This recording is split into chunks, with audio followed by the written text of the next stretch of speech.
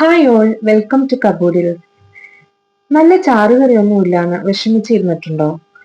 പെട്ടെന്ന് അധികം ഇൻഗ്രീഡിയൻസ് ഒന്നും ഇല്ലാതെ ഉണ്ടാക്കാൻ പറ്റുന്ന ഒരു മോരുകറി ആയാലോ?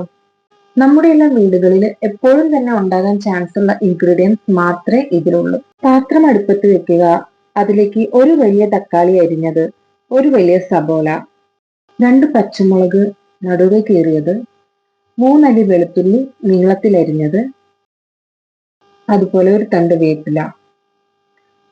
ഇത് മുങ്ങിക്കിടക്കാൻ പാകത്തിന് വെള്ളവും, അതിലേക്ക് 1 ടേബിൾ സ്പൂൺ ഉപ്പും 1 ടീസ്പൂൺ മഞ്ഞൾപ്പൊടിയും ചേർത്ത് ജസ്റ്റ് ഒന്ന് ഇളക്കിയിട്ട് തീ ഓണാക്കി മൂടി വെക്കുക.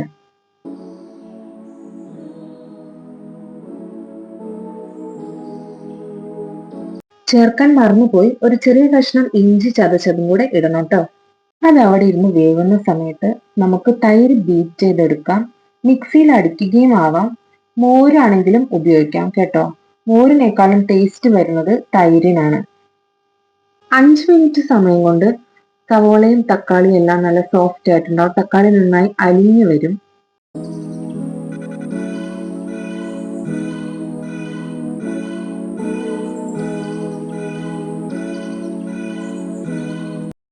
ഇനി നമുക്ക് തൈര് ചേർക്കാം.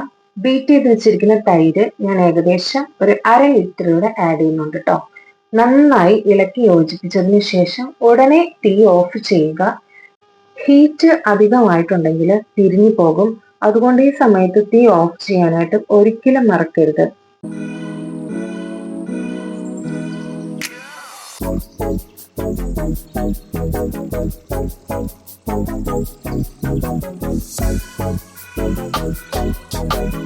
അത് അപ്പുറത്തേക്ക് മാറ്റി വെച്ചിട്ട് ഇനി നമുക്ക് കടുക് കാച്ചാം. 1 ടേബിൾ സ്പൂൺ വെളിച്ചെണ്ണ ചൂടാകുമ്പോൾ ഒരു പിടി കടുകും ഒരു നുള്ളു ഉലുവയും ചേർത്ത് പൊട്ടിച്ചെടുക്കുക.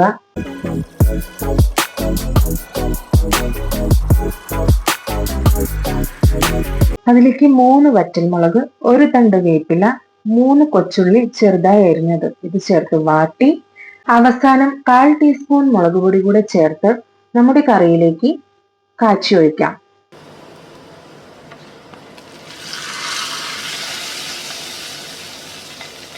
ഇപ്പൊ നിങ്ങൾ ഓർക്കും ആദ്യമേ കടുക് പൊട്ടിച്ചിട്ട് അതിലേക്ക് ഈ കറി ഒന്ന് ചെയ്താൽ പോരായിരുന്നു എന്ന്. അങ്ങനെയും ചെയ്യാം. നിങ്ങൾ 2 രീതിയിലും ട്രൈ ചെയ്ത് നോക്കൂ. ഞങ്ങൾക്ക് ഈ മെത്തേഡിൽ കുറച്ചുകൂടെ കൂടുതൽ ടേസ്റ്റ് തോന്നി.